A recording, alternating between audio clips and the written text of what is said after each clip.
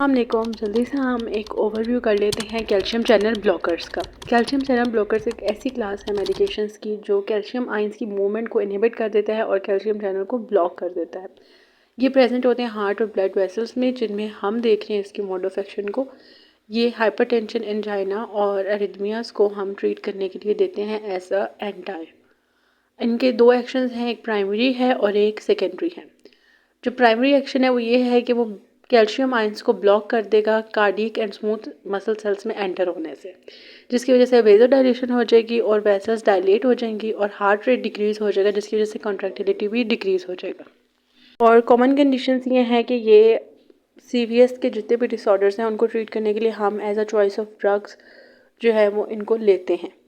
अब हम पास आ जाते हैं मैकेनिज्म ऑफ एक्शन। वेजो डायलेशन कराएगा वर्कलोड को रिड्यूस करा के और कॉन्ट्रैक्टिलिटी ऑफ हार्ट को डिक्रीज़ कराएगा ऑक्सीजन डिमांड करा के, और कॉन्ट्रैक्टिलिटी ऑफ हार्ट को डिक्रीज़ कराएगा, ऑक्सीजन डिमांड को डिक्रीज़ करवाएगा और फोर्स ऑफ कार्डियक कॉन्ट्रैक्शंस को भी डिक्रीज़ हो जाए करवा देगा। अब हमारे पास आ जाते हैं कि हार्ट रेट को भी स्लो करते हैं। ये इसका दूसरा मैकेनिज्म ऑफ एक्शन है, जिसकी वजह से जो कार्डियक आउटपुट है वो भी रिड्यूस हो जाती है और SA और AV नोड पे जो भी कंडक्शन सिस्टम है हार्ट का वो भी रिड्यूस हो जाता है।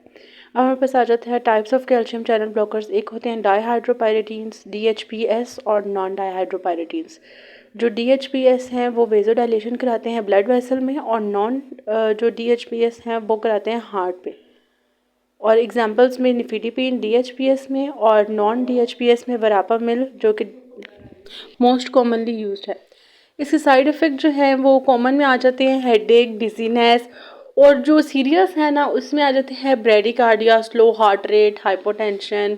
ड्रग इंटरेक्शंस में हमारे पास हम इसको बीटा ब्लॉकर्स के साथ, डाइजॉक्सिन के साथ और CYP3A4 इनहिबिटर्स के साथ एंड ग्रेप जूस के साथ, इनके साथ हम इनको दे सकते हैं, लेकिन बहुत मॉनिटरिंग करनी पड़ती है। ड्रग इंटरेक्शन आ सकता है, ब्रेडिकार्डिया का रिस्क हो सकता है, डाइजॉक्सिन लेवल के इंक्रीज़ होने का जो है वो हमें चैलेंज होता है। इसके अलावा डिफरेंट साइड इफ़ेक्ट्स भी आ सकते हैं, सीरियस भी एंड कॉमन भी। कॉन्ट्राइंडिकेशन यह है कि हम इसको जिस पेशेंट को सीवियर हाइपोटेंशन है उसको ये रेकमेंड नहीं करेंगे। ऑब्वियसली हार्ट ब्लॉक के साथ भी हम इसको नहीं दे सकते। वार्निंग यही कि इसको आपने एब्रप्टली अवॉइड करना होता है, अचानक से नहीं।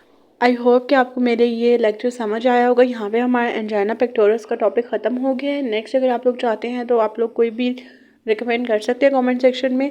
अदरवाइज़ मैं आप लोगों को डायोरेटिक्स समझाऊंगी अगले लेक्चर में, तो आप लोग लाजमी सुनना है। उसके लिए आप सब्सक्राइब कर लें, बेल आइकन को दबा लें ताकि जैसे ही मेरी वीडियो आए तो आप लोगों तक पहुँच जाए। अल्लाह हाफिज़।